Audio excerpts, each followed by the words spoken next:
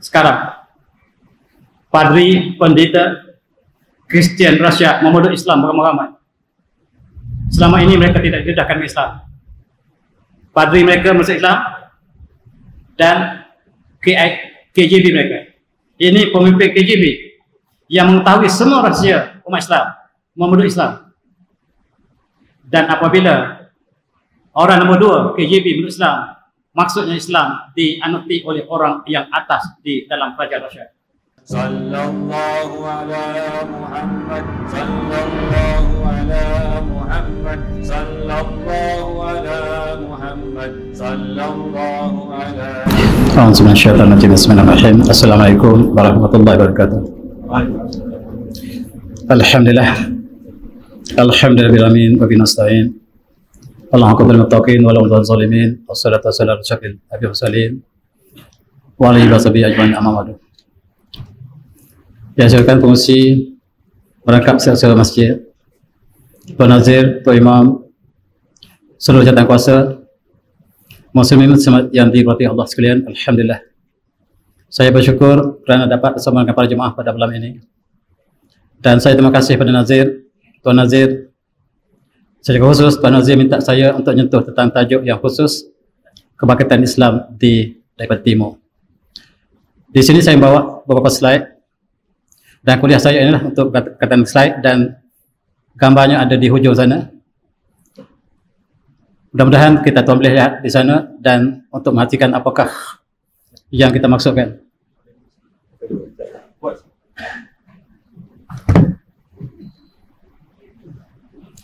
Yang kita maksudkan dengan kebangkitan Islam di Timur. Kita mulakan dengan ayat surah Al-Fatih. Tengok ke sana, bukan situ. A'udzu billahi minasyaitonir rajim. Walladzi arsala rasulahu bil huda wal haqq liyuzhirahu 'ala al-kulli wa kafa billahi syahida. Dan dialah Allah yang mengutuskan rasulnya dengan petunjuk dan agama yang benar, yang bakal mengatasi seluruh kaum dunia. Dan cukuplah ayat Allah sebagai saksi. Ayat ini Allah memberikan jaminan Islam akan muncul sebagai agama terbesar dunia.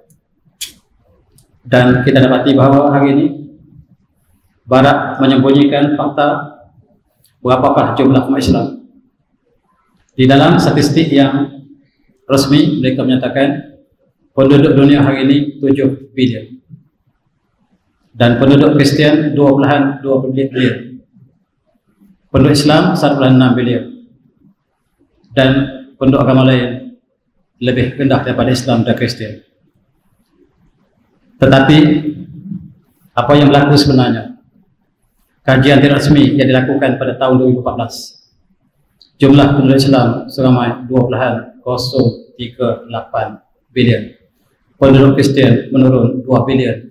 Dan sekarang jumlah di atas muka bumi umat Islam paling ramai. Islam agama terbesar dunia yang disembunyikan oleh Barat. Inilah mukjizat Al-Quran yang kita baca tadi. Walladzi arsala rasulahu bil huda wal haqq liyuzhirahu 'ala al-kulli. Dan Allah akan menzahirkan agama Allah ke atas agama lain. Mukjizat Al-Quran kita yang saksikan hari ini. Dan gereja menyaksikan Islam surpasses Roman Catholic as world largest religion. Gereja terpaksa akui Islam ialah agama terbesar dunia. Gereja ditinggalkan di Eropah, gereja ditinggalkan di Amerika, dan kita beli gereja, kita tukar menjadi masjid. Puluhan bahkan ratusan gereja telah ditinggalkan di seluruh Eropah. Dan Islam jelas apa yang berlaku sekarang. Kita saksikan Islam sedang berkembang di timur dan di barat. Malam ini izinkan saya untuk sebut atau untuk melihat sosial Islam di timur, apakah berlaku sama seperti di barat. Negara yang paling lewat menerima Islam ialah Jepun dan Korea. Sekiranya Jepun dan Korea telah menerima Islam, maka tidak ada lagi bumi yang tidak disinari Islam. Mari kita lihat peristiwa yang berlaku di dunia. Peta yang saya tunjuk di sana bersama dengan hadis Rasulullah bersabda, innahu sayaftahu lakum masyariqal ard wa ma bihul laha wa inna ummalha finnar illa man taqa Allah baddal amadah atau kama qala Imam Bukhari, riwayat Imam Bukhari. Rasulullah bersabda, pasti akan dibuka pada kamu, akan dibuka negara di sebelah timur dan di barat, dan setiap pekerjanya di dalam neraka kecuali mereka yang bertakwa dan melaksanakan amanah dalam pemerintahan. Rasulullah membayangkan Islam sampai ke timur, Islam sampai ke barat, Islam sampai ke utara, Islam sampai ke selatan. Dan hari ini kita dapati bahawa Islam sampai di kutub utara, Islam telah sampai di kutub utara, dan Islam sampai di kutub selatan. Islam berkembang dalam sejarah sampailah kurun yang ke-20. Kurun ke-20 umat Islam dijajah. Menjelang kurun ke-20 tidak ada satu negara Islam yang tidak dijajah. Allah gantikan dengan bangsa lain untuk mengatasi Islam. Daripada Maghribi sampailah kepada negara Arab, tidak ada satu pun negara yang merdeka, semua dijajah oleh penjajah. Termasuklah di timur, di kawasan timur kita di Asia Tenggara, kita dijajah dan tidak ada satu pun negara Islam yang merdeka dalam kurun ke-20. Kita duduk tempat yang paling bawah. Kita pertahankan negara kita seperti Palestin, kita dianggap sebagai pengganas. Tuan-tuan, kita duduk tempat paling bawah dalam sejarah manusia. Kurun ke-20 ialah kurun kita paling bawah. Kita dimakan oleh tentera azam moden di seluruh dunia. Negara Islam dijajah dan negara kita satu persatu telah jatuh ke tangan musuh. Daripada timur kita jatuh petani, kita jatuh campa, di barat kita jatuh satu persatu, dan kita dijajah. Dan kurun ke-20 umat Islam paling hina dalam sejarah sejak zaman Nabi Rasulullah. Umat Islam jangan takut jatuh sebab kita tak boleh jatuh lagi. Kita duduk tempat paling bawah. Itulah yang tidak disedari oleh umat Islam. Ketika umat Islam duduk tempat paling bawah, seorang ulama di Turki, Syekh ataupun Balik Zaman Said Nursi mengatakan kita dijajah oleh seluruh dunia. Tak ada satu negara Islam yang masih merdeka. Osmania telah dijajah oleh tentera azam dan akhirnya tinggallah Turki. Ketika Islam duduk paling bawah, ulama besar ini mengatakan al-mustaqbal lil Islam, masa depan untuk Islam. The future belongs to Islam, masa depan milik Islam. Dan ketika itu kita tidak dapat lihat bahawa Islam akan memerintah, tetapi Allah janjikan dalam ayat tadi bahawa Islam akan memerintah. Islam akan mengatasi seluruh dunia.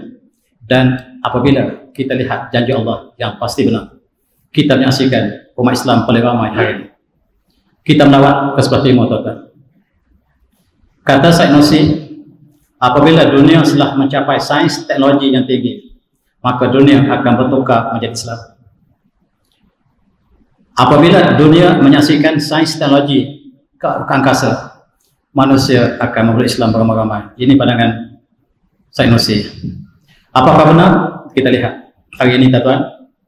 Kajian dilakukan di angkasa, dalam laut, di seluruh alam semesta. Dan apa yang berlaku? Mereka melihat alam semesta yang luas. Mereka mengkaji asal-usul langit daripada manakah? Sebab saintis sekarang berbeza pandangan. Dari manakah asalnya langit itu? Ada yang mengatakan daripada debu, dust. Tetapi ada seorang profesor Jepun. Profesor Jepun yang sekarang Jepun telah membina masjid yang banyak. Jepun negara yang paling lewat menerima Islam. Apabila Islam telah bertapak di Jepun, tidak ada bumi lagi yang Islam tidak sampai. Korea ialah negara yang paling lewat Islam sampai. Apabila Islam sampai di Korea, maka tidak ada bumi lagi yang Islam tidak sampai. Apa yang berlaku di Jepun ialah, tuan-tuan yang pernah sampai ke Jepun, Masjid Tokyo menjadi pusat penyebaran Islam yang sangat aktif di sebelah timur. Kemasukan orang Islam di Jepun sangat-sangat ramai. Mereka ialah bangsa yang sangat maju. Dan sebagaimana disebut oleh Said Nursi, Apabila manusia maju, Islam akan menang. Dan apabila negara dunia telah mencapai sains teknologi, Islam akan menang ketika itu. Sebab Islam adalah agama yang benar, agama fitrah, dan manusia akan mencari kebenaran. Jepun menyaksikan apa yang disebut oleh Senussi. Betapa ramaikah pengguna Jepun yang berislam hari ini. Dan Islam di Jepun sangat-sangat spesial. Sebab budaya Jepun sangat sesuai dengan Islam. Mereka penjaga masa yang tepat. Kereta api mereka tidak pernah silap, walaupun 1 second, tepat. Dan mereka lah menjaga waktu. Mereka rajin, dan itulah yang menjadi syariat kita dan Islam. Apabila Islam sampai ke Jepun, maka Islam dengan Jepun sangat match. Sekarang Jepun menerima Islam dengan cepat. Pemuda mereka, profesor-profesor, universiti bukan orang kampung, tuan-tuan. Yang menerima Islam di Jepun adalah orang intelektual. Mereka yang cilik pandai menerima Islam sebab Islamlah agama fitrah. Sebagai contoh, ini ialah ketua balai cerak di Tokyo. Namanya Profesor Fazal. Dia mengkaji tentang langit. Dia orang pertama mengetahui asal langit ialah daripada gas hidrogen, gas helium yang sangat panas. Selama ini Amerika mengatakan langit berasal daripada debu. Kata Profesor Fazal, tidak tepat. Kajian saya bersama dengan tim saya mendapati langit asalnya ketika berbentuk nebula dulu, dia seperti gas yang sangat panas. Buku teks yang dipelajari di Amerika salah, kata Profesor ini. Dan tiba-tiba dia membaca Al-Quran.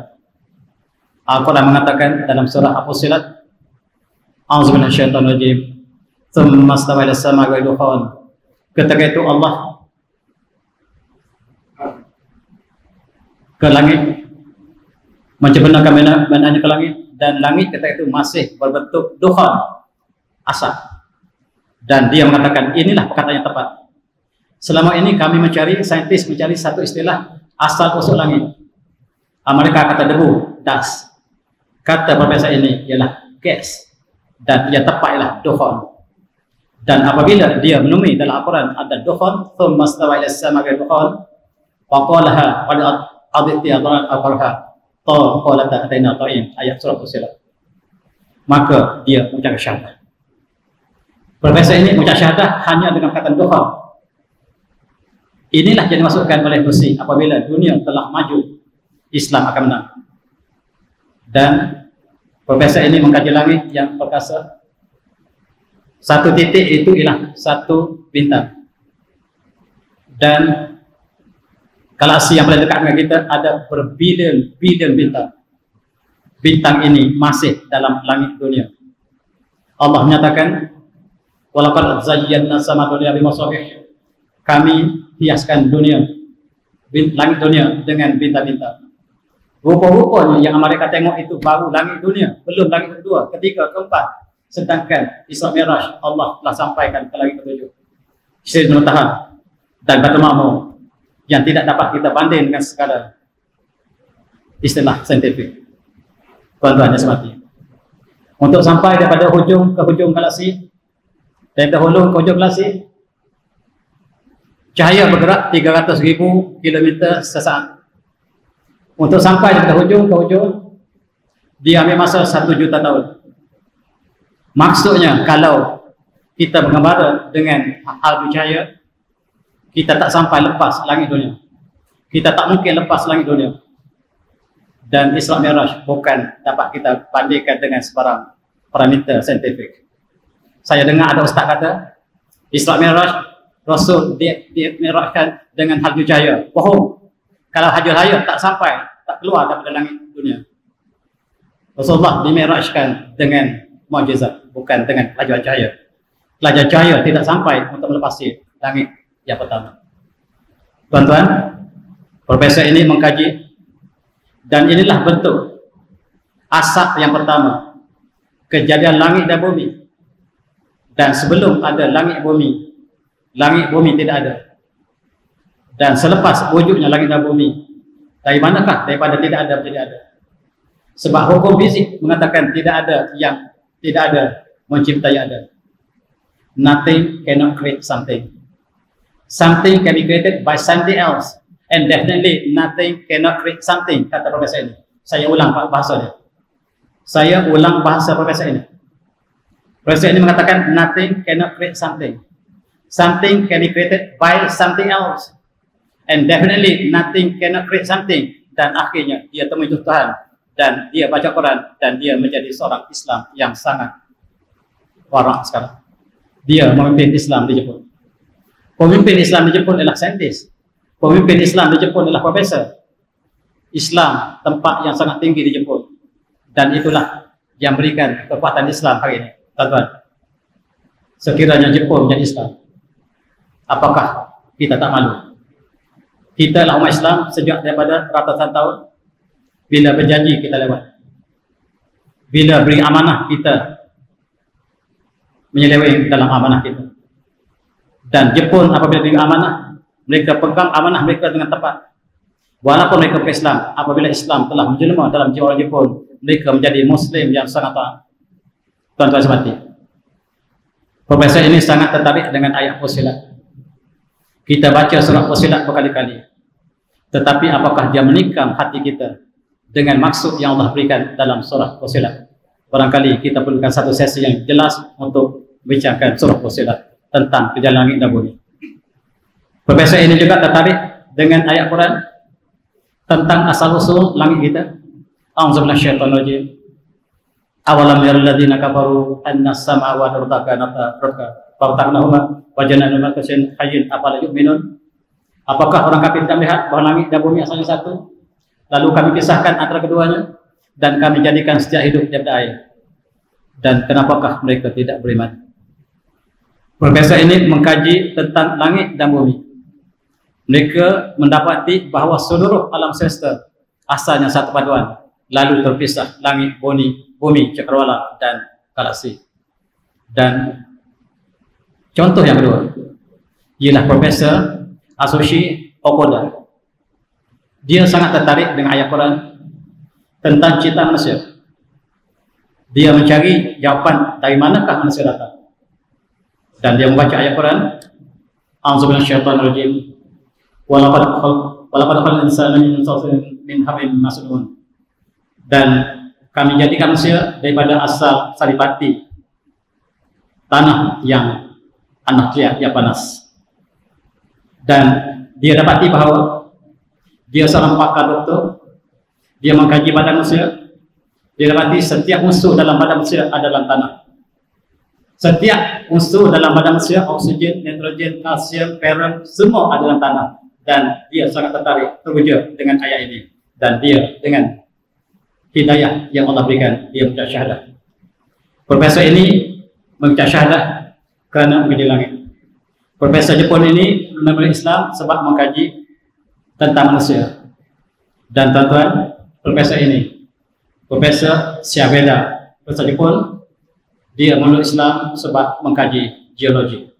Dia mengkaji tentang rupa, bentuk, gerak bumi.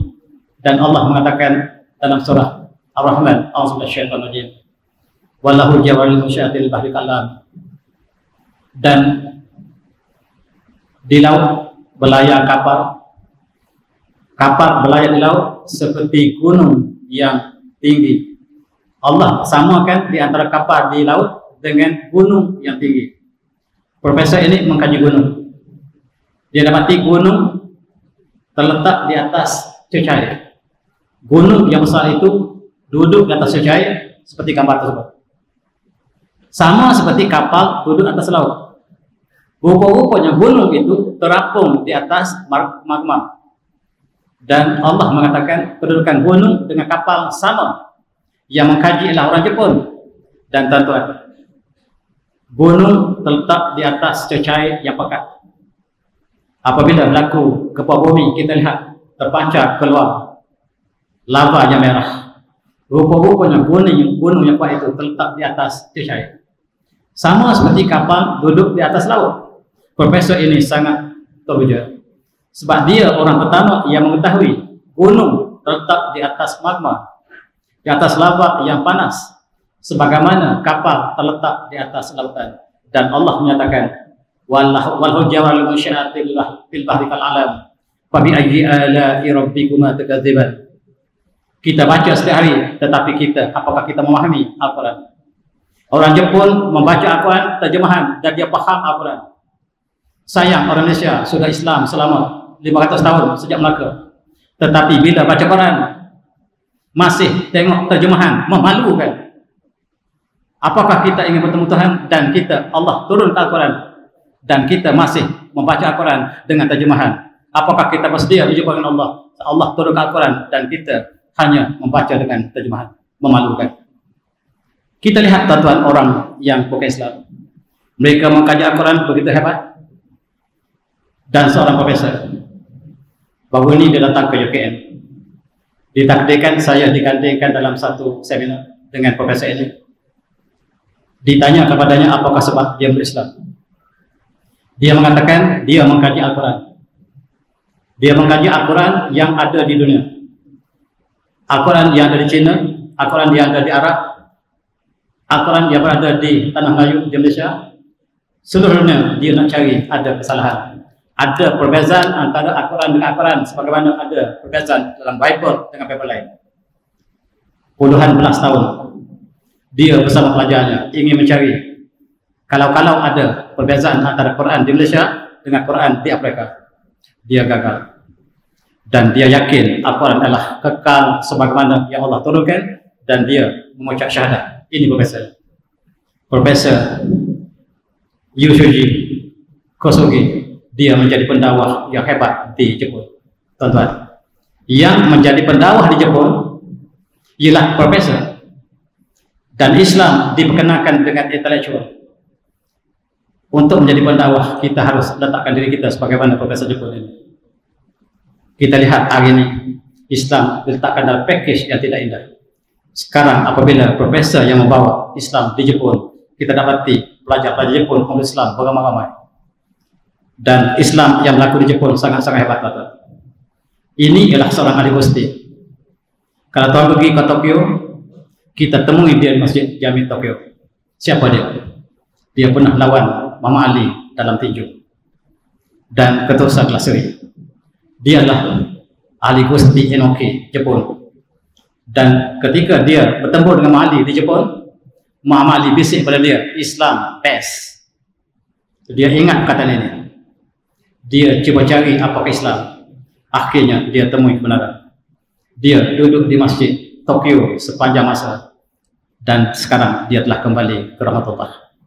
Namanya Hussein Enoki yang pernah bertemu dengan Mama Ali. Saya nak beritahu di sini ialah semua peringkat menerima Islam dalam konteks bidang masing-masing. Orang Jepun memilih Islam, kita terima Islam by birth. Kita menerima Islam dengan percuma. Kita lahirkan terus Islam, dan kadang-kadang kita tak rasa kemanusiaan Islam.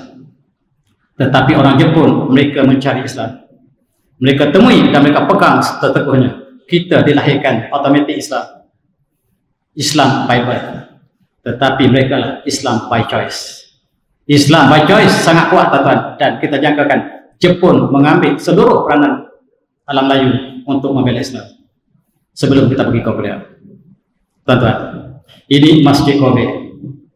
Tuan-tuan yang telah pergi di sini, dia masjid yang pertama di Jepun. Ini pun dibina oleh orang Turki. Hubungan Turki dengan Jepun bermula kurun ke-20. Sejak itulah sinar Islam mula bertapak, tetapi masih belum rancak. Islam hanya rancak di Jepun dalam kurun ke-21. Sekarang Masjid Kobe dibaiki kembali, masjid-masjid lain dibina satu persatu. Masjid Bakuka, Masjid Heijoji, dan Masjid Shizuoka. Dan sekarang ketika saya susun slide ini, Islam di Jepun hanyalah 185.000, tetapi mereka lah golongan yang berkualiti.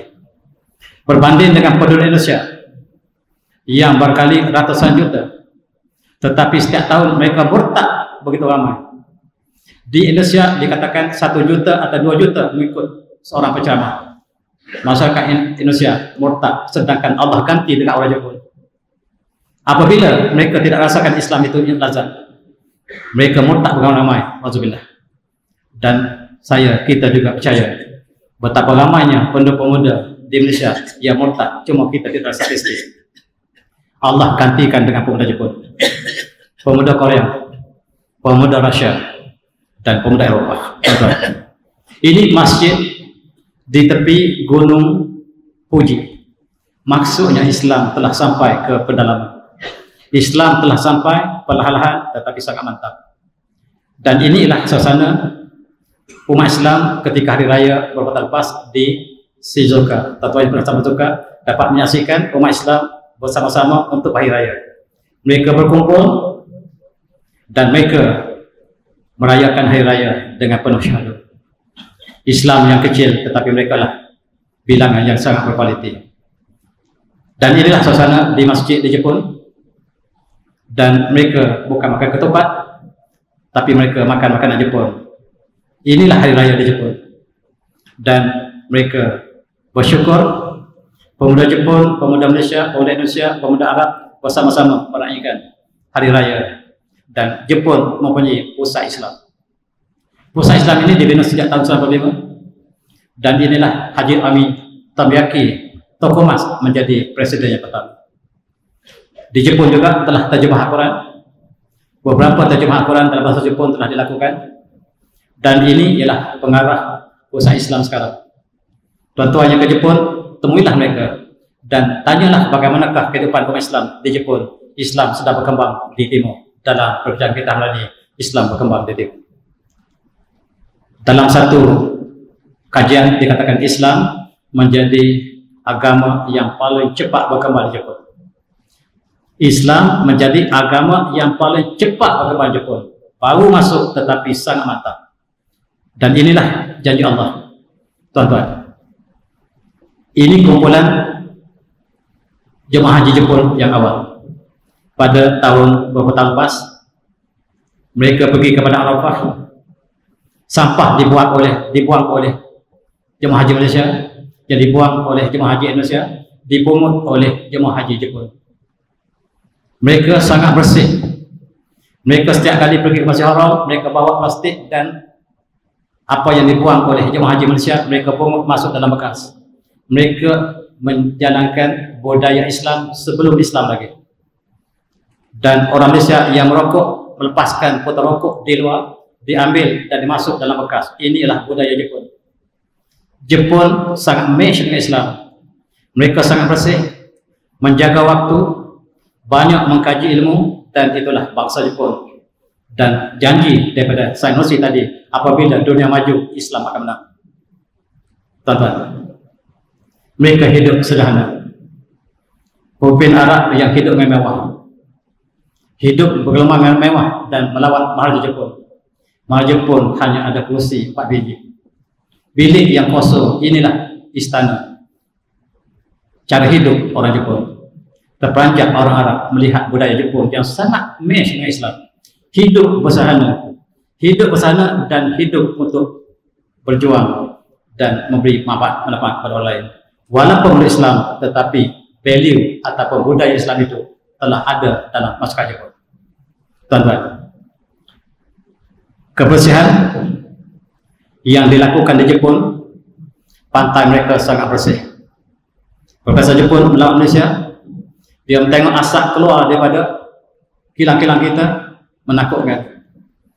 Dia lihat sampah yang ada di jalan-jalan beraya kita, dan dia tidak dapat bayangkan kita negara Islam, sedangkan Jepun bukan Islam, tetapi negara mereka sangat bersih. Ini ialah saluran air di celah-celah rumah. Dia ada saluran air yang turun pada gunung, seolah-olah longkang, seperti saluran air yang turun pada gunung. Di situ penuh dengan ikan. Bandingkan dengan longkang negara kita, banding dengan tasik negara kita, banding dengan sungai negara kita. 10 sungai di Malaysia diistilahkan sungai mati. Sungai-sungai di Johor, sungai-sungai di Selangor, di antara mereka diistilahkan sungai mati. Sungai Kelang pernah diistilahkan sebagai sungai mati, tidak ada sebarang kehidupan, tetapi sekarang mula bersih kembali. Budaya bersih ialah budaya timur yang sangat match dengan Islam, dan sekiranya Jepun telah masuk Islam, orang Malaysia hilang peranan dalam Islam. Tetapi mereka tak pernah silap even 1 second. tepat sampai. Sekali itu kereta api sampai lewat beberapa second, beberapa minit, dia keluar berita besar dalam akhbar Jepun, kereta api lewat 2 minit. Dan bayangkan dengan kereta api kita, dengan IT kita, tepat, tapi kadang-kadang tersekat di atas landasan. Inilah yang menjadi budaya mereka. Ini ialah menteri mereka. Memohon maaf pada Islam sebab dalam ketakutan ada disentuh tentang Islam dan mencuit hati orang Islam. Dia segera minta maaf. Kami minta maaf, kesalahan tidak disengajakan. Inilah budaya minta maaf yang baik. Beratnya individu di Jepun bukan bergantung pada saiz, tetapi bergantung pada buku yang dia baca. Pelajar di sekolah, dia harus membaca buku sama tinggi dengan saiz dia. Kalau ketika usia 8 tahun, tingginya segini, maka buku yang dia baca setinggi dengan saiznya. Tuan-tuan, kalaulah dia Muslim, dia baca kitab sama tinggi dengan saiznya, dia jadi alim besar. Inilah yang saya nak bincang, tuan-tuan. Kita pergi ke Jepun, dia ada restoran halal. Restoran halal berjambah di Jepun. Mereka bukan Islam. Mereka bawa pekerja dari darat untuk bekerja di restoran mereka untuk tujuan umat Islam, untuk tujuan pelancong. Dan ini satu budaya yang cukup indah. Huwallazi arsala rasulahu bil huda wal haqq liyudhhirahu 'ala kulli wa kafa billahi shahida. Kita lihat di Jepun, di Korea. Di Korea, negara yang paling lewat menerima Islam. Negara yang paling lewat di dunia menerima Islam ialah Korea. Sekarang Korea sudah mempunyai masjid yang banyak. 8 tahun lepas saya ke Korea, masjid mereka telah penuh, telah banyak di seluruh Korea. Mereka ada masjid yang besar, masjid di Itaewon, di kota mereka, di ibu negara mereka, dan ini umat Islam yang sedang bersolat. Orang Korea memeluk Islam beramai-ramai. Apabila negara itu maju, Islam akan menang. Kristian akan kalah. Kristian akan kalah bila negara itu maju. Kita lihat di barat, di Eropah, negara semakin maju, Kristian telah hilang. Apabila negara maju, maka Kristian akan hilang, Islam akan menang. Dan tuan-tuan, Kristian tidak ada tempat di Eropah hari ini. Gereja mereka telah ditutup, dan mereka cuba tumpukan Kristian di tempat yang masih mundur. Dan mereka tumpukan pada Sabah Sarawak, sebab di Borneo negara masih mundur, maka Kristian akan subur. Di mana negara maju, Kristian akan mati. Di mana negara maju, Islam akan menang.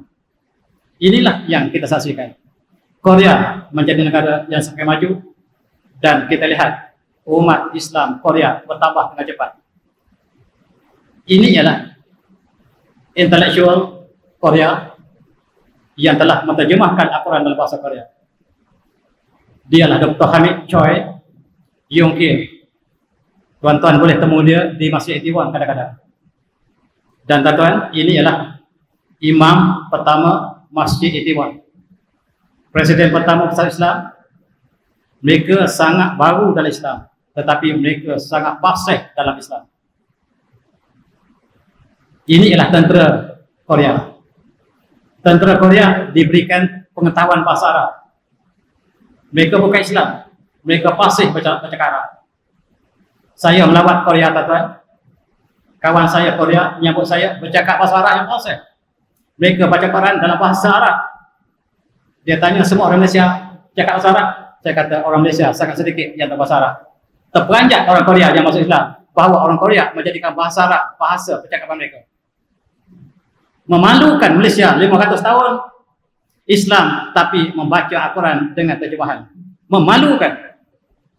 Tuan-tuan, saya lakukan itu untuk mengajak kita sama-sama menguasai bahasa Al-Quran. Membaca Al-Quran, mukjizat Al-Quran adalah dalam bahasa asal.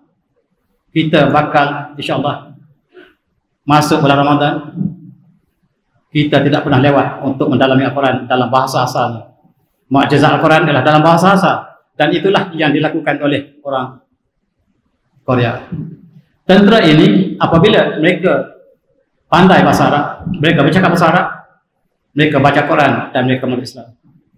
Mereka masuk Islam beramai-ramai. Tuan-tuan, hati orang Korea sangat lembut apabila diberitahukan kebenaran Al-Quran. Mereka tak pernah dengar Islam, dan apabila diberikan pengetahuan tentang Islam, mereka terus bersyahadat. Ratusan satu hari mereka menerima Islam dan mereka bersujud di Masjid Itaewon. Inilah suasana di Korea. Selain pada itu, selebriti mereka, pelakon-pelakon K-pop mereka yang diupah oleh evangelis untuk mengembangkan Kristian di Korea. Dalam filem K-pop mereka tunjukkan budaya Kristian, tetapi bila negara maju, Islam akan menang, Kristian akan kalah. Inilah contoh-contoh mereka yang memilih Islam. Selebriti pelakon-pelakon Korea mula memilih Islam. Pelakon-pelakon wanita mereka satu persatu memilih Islam. Mereka baru kenal Islam dan mereka merasakan keindahan dalam Islam. Itulah yang dapat saya saksikan dalam perkembangan Islam di Timur. Masjid di Korea, tuan-tuan pernah pergi ke Busan, masjid di Jeonju, masjid di Al-Fatah, masjid di seluruh Korea telah dibina dengan cepatnya. Ini pusat Islam Korea. Kalau tuan-tuan melawat ke Korea, lawatilah pusat Islam ini dan pergilah bertanya khabar tentang perkembangan Islam di Korea. Dan Masjid Itaewon menjadi kegiatan utama umat Islam setiap ketika. Saya pernah dijemput oleh Persatuan Islam Korea 8 tahun lepas untuk memberi kuliah di masjid ini. Saya datang ke Korea dengan bersama keluarga saya dengan satu seminar untuk diadakan di masjid ini. Mereka mengumpulkan profesor-profesor bukan Islam dan saya dijadwalkan untuk memberikan kuliah kepada mereka. Takdir ilahi, istri saya meninggal di Korea dan dikuburkan di tanah Korea, dan istri saya adalah orang yang 30 jenazah Muslim yang dikuburkan di kuburan Jeonju. Tuan-tuan yang melawat Korea, silalah melawat Jeonju, dan Jeonju adalah perkuburan Islam yang pertama di Korea. Inilah suasana ketika di Masjid Itaewon, dan inilah perkuburan Jeonju. Gambar ini saya rakamkan ketika kematian istri saya. Istri saya adalah orang Malaysia pertama yang dikemumikan di perkuburan Islam dan sangat syahdu.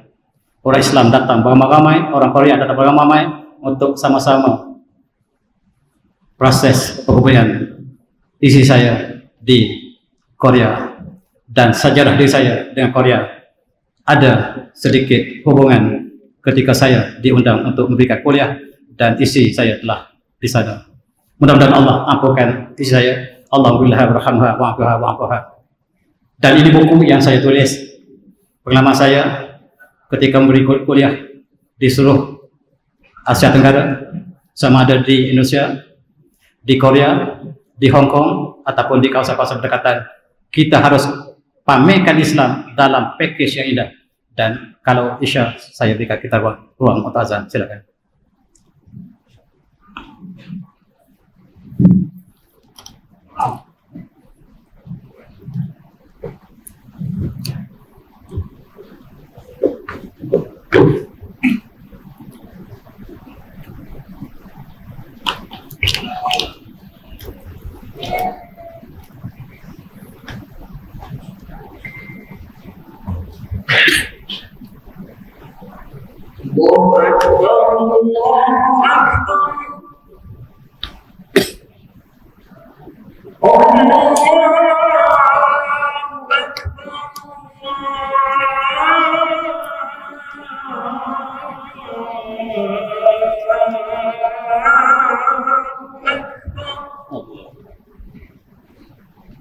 أشهد أن لا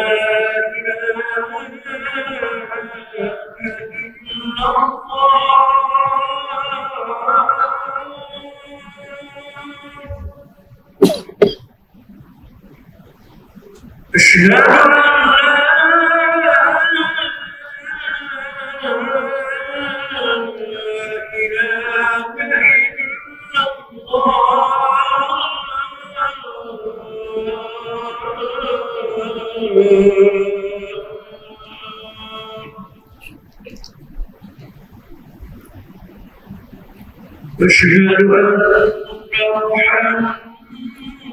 محمدا رسول الله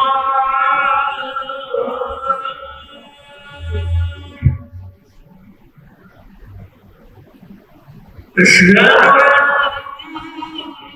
محمدا رسول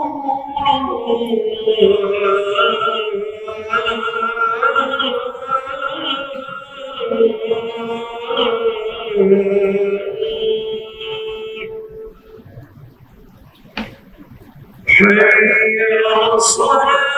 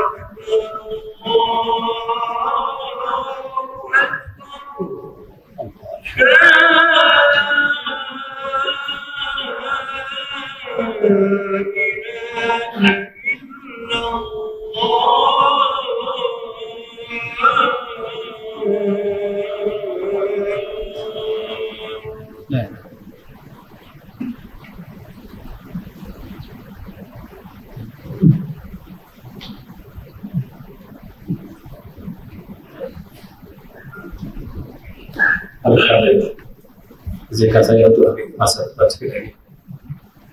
A'udzu minasyaitonir rajim. Walladzi arsala rasulahu bil haqqi liyuzhirahu 'ala ad-din kullihi wa la syai'a. Allah janji Islam akan menang di atas segala agama. Dan kita saksikan sekarang Islam telah mengatasi seluruh agama dunia. Mari kita lihat satu lagi peristiwa, yaitu Islam di Rusia. Rusia menzalimi Islam selama ratusan tahun. Mereka membunuh Islam. Mereka telah mengadakan genosid ke atas penduduk umat Islam, sama ada di Bukhara, di Samarkand, di Moskow ataupun di mana saja. Seluruh Soviet Union telah dibunuh ataupun ulama kita dizalimi, ditangkap dan dibunuh. Tiba-tiba tahun 2017 pas, ketika hari raya Idul Fitri, kita lihat umat Islam telah berkumpul kembali di masjid. Tidak muat dalam masjid, mereka telah melempah keluar daripada masjid. Sebagaimana terlihat ada gambar tersebut. Dan gambar yang sangat ramai ini, seluruh rakyat seperti laut bersolat Idul Adha, Idul Fitri di Moskow. Apakah yang berlaku di Moskow? Apakah yang berlaku di Rusia? Tidak ada kita tahu, sebab berita tidak memberikan liputan di sana. Tiba-tiba kita lihat Islam telah muncul dengan hebat di Rusia. Ini ialah pandangan umat Islam Moskow, Saint Petersburg dan lain-lain Kazan, yang setiap hari raya mereka tidak solat dalam masjid. Mereka solat di luar masjid sebagai syiar Islam di Rusia.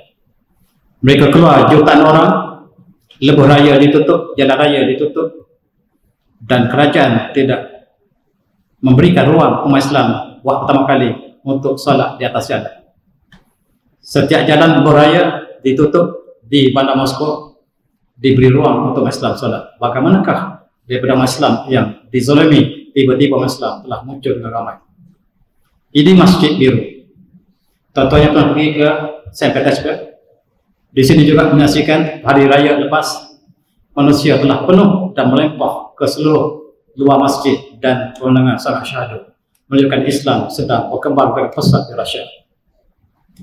Ini ialah di Kazan, masjid antara masjid yang tercantik dunia, bukan terletak di Arab tetapi terletak di Rusia. Di sini kita lihat umat Islam bersolat hari Jumaat penuh di Kazan. Di Kazan ialah kota Islam, tuan-tuan. Tiba-tiba di tengah-tengah Rusia muncul kota raya mereka bernama Kazan. Tuan-tuan yang pernah lewat Kazan dapat menyaksikan Islam timbul dengan hebat. Dan ketika setiap hari maghrib, setiap waktu azan, masjid bersawatan berazan. Lebih banyak daripada Kuala Lumpur. Masjid di Kazan jauh lebih banyak daripada Kuala Lumpur. Kenapakah ini berlaku? Inilah masjid tercantik dunia. Masjid ini dibina di Chechen, satu wilayah Rusia, yang masjid ini diisytiharkan masjid tercantik dunia, bukan terbesar. Dan dia mengeluarkan warna yang berbeza-beza sepanjang malam. Masjid Rasulullah SAW. Ini dibina di Grozny, tempat asalnya Islam dihapuskan. Rusia menghancurkan Chechen dalam masa yang lama. Tiba-tiba yang menghancurkan masjid, Putin namanya, Presiden Rusia sekarang, yang membina masjid ini. Dia menghancurkan 1000 buah masjid katanya di Rusia. Putin menghancurkan 1000 masjid di Rusia. Sekarang dia membina 1000 masjid kembali. Bagaimanakah kita nak faham Presiden ini? Dia bukan Islam. Satu masa dia menghancurkan masjid, satu masa dia membina masjid kembali. Dan itulah yang berlaku. Ini pandangan bukan di Malaysia. Pejabat-pejabat di Moskow, Islam atau bukan Islam, mereka pakai hijab. Islam atau bukan Islam, mereka pakai hijab di Rusia. Di Malaysia, berapa ramaikah umat Islam yang tidak pakai hijab? Dia membiarkan aurat mereka terbuka. Tetapi di Rusia, mereka rasakan dengan pakai Islam, mereka kelihatan sangat sopan. Hijab simbol strength, kekuatan, honor and strength. Dia itulah yang dipakai oleh putri-putri di Rusia. Mereka sebahagian Islam, sebahagian bukan Islam. Ini ialah kuliah di Universiti Moskow. Tuan-tuan takkan percaya, 100% siswi pakai hijab di Moskow. Di Malaysia, tuan-tuan, kuliah saya, ketika saya masih belum besar, separuh kuliah saya yang terbuka aurat, separuh yang menutup aurat. Tetapi di Rusia hampir 1%. Ini ialah putri-putri Rusia yang sangat cantik. Bila dikenalkan dengan hijab, mereka bertambah berseri. Tuan-tuan, dikatakan wanita tercantik dunia ialah wanita Chechen. Wanita Chechen disahkan sebagai wanita tercantik dunia. Dengan hijab mereka lebih cantik. Tuan-tuan, ini ialah putri-putri Chechen. Mereka memperagakan busana Islam. Dan ketika umat Islam di negara Asia Tenggara membuka aurat mereka, mendedahkan aurat mereka di Rusia, mereka memilih untuk memakai hijab. Allah tukarkan apabila kita sudah tidak sayang Islam, Allah beri kepada orang lain. Tuan-tuan yang mati, di Rusia, di Chechen, taksi wanita, pemandu wanita. Taksi wanita, pemandu wanita. Ini pemandu taksi. Secantik ini pemandu taksi. Tuan-tuan jangan pergi Chechen seorang-seorang. Nasihat, jangan pergi Chechen seorang-seorang. Sebab dunia isytiharkan. Wanita tercantik bukan Eropah, bukan Arab, tapi Chechen, keturunan Nabi Nuh AS. Mereka ialah keturunan Nabi Nuh yang kekal sampai hari ini. Ini Chechen. Mereka lah bangsa yang bersedia berjihad. Dan mereka banyak berzikir. Barangkali manusia yang paling banyak berzikir adalah orang Chechen. Presiden mereka, Kadyrov, Ramzan Kadyrov, saya diberitahu puluhan, ratusan, ratus ribu dia berzikir setiap hari. Tentera Chechen setiap hari berzikir, mereka bersedia untuk korban, untuk syahid. Tuan-tuan, ulama di Rusia diiktiraf oleh kerajaan sebagai pemimpin Islam. Bank Islam, Rusia menubuhkan bank Islam haram riba. Malaysia negara Islam mengamalkan riba sampai sekarang. Orang Malaysia beli rumah dengan riba, beli kenderaan dengan riba, pinjaman dengan riba dan harapkan syurga. Orang Malaysia harapkan syurga dengan riba. Orang Rusia haramkan riba. Ini negara komunis sebab kehancuran ekonomi disebabkan riba. Seluruh ahli ekonomi mengetahui riba sumber kekacauan ekonomi dunia yang tidak boleh diselesaikan. Rusia membuka bank Islam. Di Malaysia ada bank Islam, tetapi orang Islam lebih selesa memilih bank konvensional dan harapkan syurga. Tuan-tuan, ini pandangan Universiti di Moskow, Universiti di Kazan. Pelajar mereka pakai serban, pakai kopiah, pakai tutup kepala adalah mandatory di universiti. Islam dan pakai Islam. Kita terperanjat orang Arab tidak seperti ini. Allah gantikan orang Arab dengan orang Rusia. Tuan-tuan, universiti Islam banyak dibuka di Rusia. Sekarang orang tidak tumpukan kepada universiti di negara Arab, mereka tumpukan Rusia. Universiti Islam, Fakulti Syariah, Fakulti Usuluddin, Fakulti Falsafah dibuka dengan banyaknya di Rusia sekarang. Orang Indonesia banyak melanjutkan pelajaran syariah di Moskow. Moskow ialah kota Islam sekarang. Tetapi kenapa berita ini tak sampai ke Malaysia? Ditutup oleh Barat. Sebab bimbang kalau kita juga bersama dengan Rusia. Rusia dikatakan sebagai penjahat, pengganas, sedangkan yang membela plastik ialah Rusia antaranya. Ini Universiti Islam Rusia. Ada beberapa orang daripada kawan saya Indonesia, mereka menghantar anak mereka ke Universiti Islam Rusia, bukan ke negara Arab. Kadang-kadang mereka tidak percaya ke sebahagian negara Arab. Mereka lebih percaya kepada ulama di Rusia. Di Chechen, Universiti Islam telah muncul dengan banyak. Dan ini ialah Chechen State University. Di sini ada fakulti perubatan yang baik, fakulti keturunan yang baik, dan fakulti Islam yang baik. Dan di antara kawan kita ada yang menghantar anak mereka di sini. Tuan-tuan boleh cuba untuk melihat suasana di sana. Islam sedang berkembang di Rusia.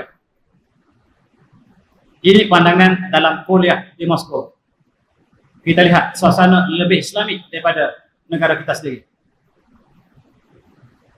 Siswa lelaki mesti depan, siswi di belakang. Dan ini presiden mereka.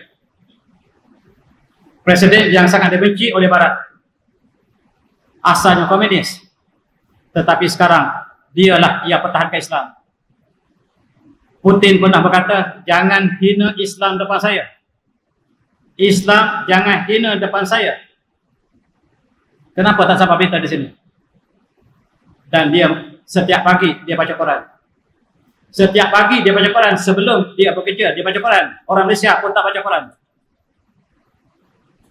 Ini sebab tuan-tuan sangat benci pada Rusia. Tuan-tuan sangat benci pada Putin sebab menerima berita dari Barat. Dan dia pernah memberi amaran pada Perancis. Iyyakum an yustasayyi'ul Islam. Jangan hina Islam, wahai Macron. Kalau kamu hina Islam berdepan dengan saya membela Islam. Pemimpin Islam diam. Yang membela Islam ialah pemimpin bukan Islam. Sama sekarang apabila dibawa Israel ke Mahkamah Dunia, yang membawa ialah negara Islam, Afrika Selatan, negara Islam, diam sampai sekarang. Yang membela Islam di akhir dunia, akhir zaman oleh orang Islam. Allah suruh kita berfikir, yang membela Islam bukan saudara kita Islam, tapi yang membela Islam ialah orang bukan Islam. Iyyakum an tusayyu lil Islam. Jangan hina Islam depan saya. Rusia memberi amaran kepada Israel. Selepas Ukraine selesai, nasib kamu kami akan hancurkan, kata Putin. Itu sebab kita benci pada Putin. Putin yang di belakang perjuangan Palestin sekarang, yang menghadirkan senjata kepada Hamas ialah Rusia. Negara Arab tidak bersama dengan Hamas. Jordan tidak bersama dengan Hamas, tetapi lebih rapat dengan Israel. Saudi tidak bersama dengan Hamas, tapi lebih rapat dengan Israel. Morocco tidak rapat dengan Hamas, tapi lebih rapat dengan Israel. UAE bersama Israel. Dubai bersama Israel. Abu Dhabi bersama Israel. Yang bersama Hamas ialah Malaysia. Dan tuan-tuan, berita yang sampai ke Malaysia semuanya karut. Sebab kita menerima berita daripada CNN, musuh kepada Rusia, musuh pada Islam. Dan kita lihat, Putin membuka sekolah tahfiz. Dia buka sekolah pasti di Rusia. Untuk hafal Quran, umat Islam diberikan dana yang banyak. Putin mengetahui sekiranya rakyatnya patuh pada agama, mereka bertakwa, Rusia akan maju. Rusia akan aman tentera. Dan pemimpin Rusia memberikan dana yang banyak untuk membuka sekolah-sekolah seriti, sekolah pasti, sekolah tahfiz. Tuan-tuan, apa sikap kita dalam konteks ini? Dan Islam telah sampai ke Kutub Utara. Di bawah Putin, masjid dibina di tempat-tempat yang terpencil. Dan masjid yang sangat hujung dunia ialah Masjid Siberia. Masjid Siberia dibina oleh Putin. Di sini tidak ada malam, tuan-tuan. 24 jam ialah siang. Dan bagaimanakah salat zuhur, subuh dan salat lain? Sebab 6 bulan tidak ada malam. Dan Rasulullah bersabda, saya belum hazal amru ma balaghal nahar, Islam akan sampai di mana ada siang dan malam. Dan sekarang kita telah melihat mukjizat Rasulullah. Islam sampai ke tempat yang tidak ada malam. Ini mufti kita di Siberia. Tiba-tiba Islam berkembang di Rusia. Tentera yang ditakuti ialah tentera Islam Rusia. Tuan-tuan, ketika di Palestin, sedar atau tidak, yang membantu Hamas ialah antara tentera Islam daripada Rusia. Dan inilah mufti kita di Siberia. Di sana tidak ada kereta, yang mereka gunalah di atas slash, kenderaan di atas ais. Dan ini ialah masjid yang paling hujung dunia, Masjid Putih, yang dibina di hujung dunia. Di bawah Putin, Islam berkembang cemerlang di Rusia. Rasulullah bersabda, la bluna hadzal amru ma balaghal nahar, Islam akan sampai di mana ada siang dan mana malam. Dan kita saksikan Islam sampai ke hujung dunia. Ini ialah pemimpin Kristian Ortodok Rusia. Dia mengatakan, percayalah, Rusia akan menjadi negara Islam satu masa nanti. Rusia akan menjadi negara Islam satu masa nanti. Dan Rusia lah yang akan membela Islam akan datang. Bukan negara Arab, bukan negara Asia Tenggara, bukan negara Afrika, tetapi Rusia bakal muncul sebagai pembela Islam terbesar dunia. Bukan saya kata, yang kata inilah pemimpin Kristian, ketua Kristian yang bernama Dmitry Semenov. Sekarang, padri, pendeta Kristian Rusia memeluk Islam beramai-ramai. Selama ini mereka tidak didedahkan Islam. Padri mereka masuk Islam dan KGB mereka. Ini pemimpin KGB yang mengetahui semua rahsia umat Islam, memeluk Islam. Dan apabila orang nombor 2 KGB memeluk Islam, maksudnya Islam dianuti oleh orang yang atas di dalam kerajaan Rusia. Dia dibunuh di London. Tuan-tuan, kita lihat penghibur yang terkenal dunia, penghibur yang paling top dunia ialah penghibur Rusia. Bukan Amerika, bukan Eropah, tetapi kita tak pernah dengar nama dia. Sebab Amerika tutup berita tentang Rusia. Dan dia telah memeluk Islam. Dan dia diikuti oleh ratusan, bahkan ribuan pemuda Rusia yang memeluk Islam kerana ikon mereka memeluk Islam. Islam berkembang cepat di Rusia.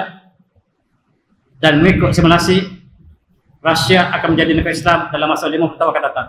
Itu sebab Amerika ingin hancurkan Rusia melalui Ukraine. Masuknya Amerika ke Ukraine ialah untuk hancurkan Islam di Rusia. Dan tuan-tuan, masih lagi bersama Amerika dalam konteks di Ukraine. Malaysia paling setia dengan US mengikut kajian. Sedangkan Rusia mempertahankan Islam di buminya daripada dihancurkan oleh Amerika. Tuan-tuan, Ini seorang mufti kita di Rusia.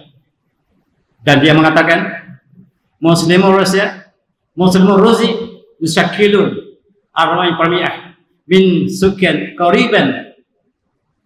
Penduduk Islam di Rusia mencapai 40% dalam masa yang sangat singkat.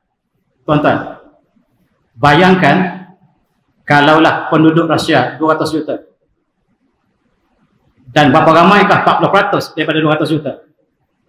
Berapa ramaikah 40% daripada 200 juta? Dia hampir 90 juta. Rakyat Islam yang paling ramai datang ke bumi ialah di Rusia. Ini sebab Amerika ingin hancurkan, NATO ingin hancurkan Rusia sebab hampir 100 juta bakal menjadi umat Islam di Rusia. Kita di Indonesia masih terkial-kial untuk mencari kebenaran antara Amerika dan Rusia. Dan seluruh berita kita menyokong Amerika dalam peperangan di Ukraine. Kita tertinggal kapal begitu lama. Mari kita bukakan pintu hati kita. Ini ialah mufti kita di Chechen.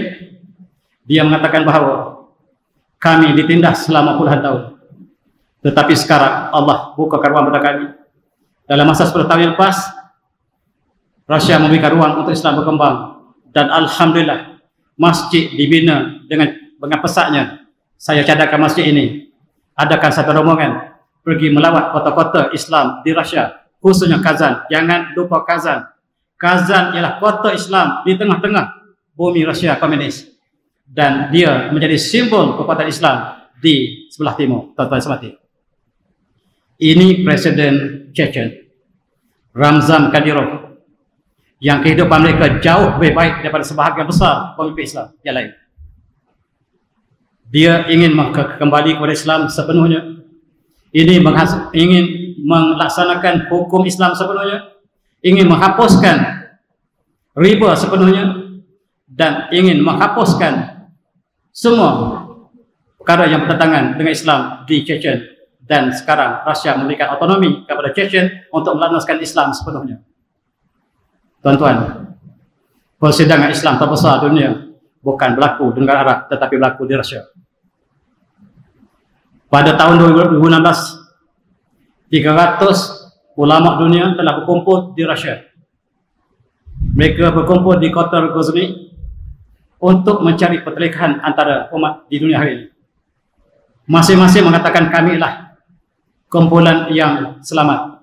Kamilah kumpulan yang dijamin oleh Rasulullah. 300 ulama berkumpul di Rusia, bukan negara Arab. Mereka tidak pilih negara Arab, mereka pilih Rusia untuk perhimpunan ulama dunia. Mereka bersidang beberapa hari. Dan ulama-ulama besar dunia bukan mengunjungi negara Arab tetapi Rusia, dan mereka mengeluarkan resolusi. Maafkan saya tuan-tuan, saya ingin baca resolusi apa yang dikeluarkan oleh Rusia tentang kumpulan yang selamat dalam akidah Islam.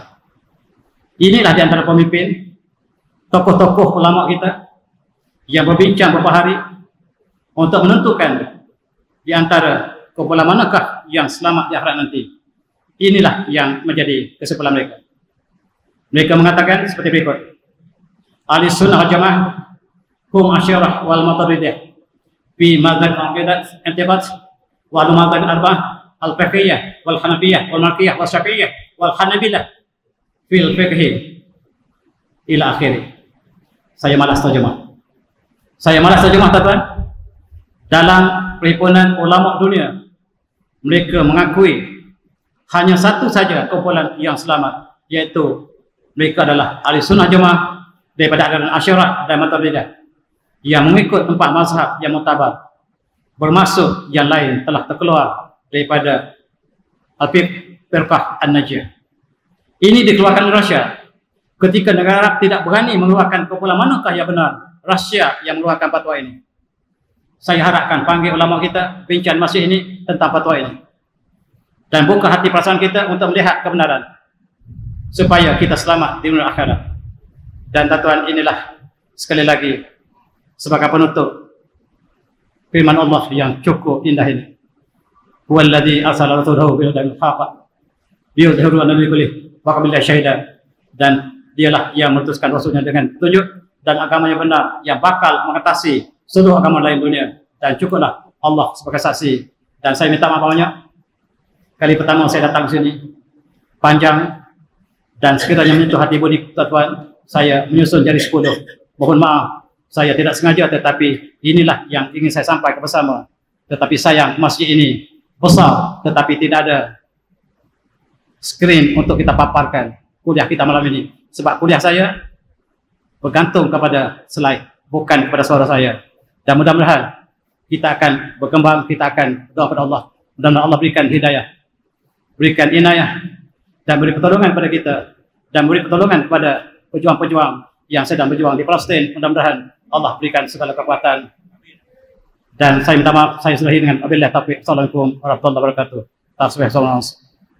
Jazallahu anna Sayyidana Muhammadan Sayyidana Muhammadan ma huwa